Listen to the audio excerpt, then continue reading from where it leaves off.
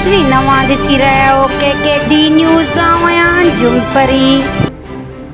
जी नाज़रीन गंबट मां के ख़बर ॾेई रहिया हूँ खोड़ा म्यूनिसिपल के मिलियल फायर ब्रिगेड गाड़ी केतिरनि महीननि खां ख़राब हालत में बीठल। हर महीने तेल मोबिल मरम्मत ऐं ड्राइवर जी पगार जा पैसा बजट मां कटण जे इंकशाफ।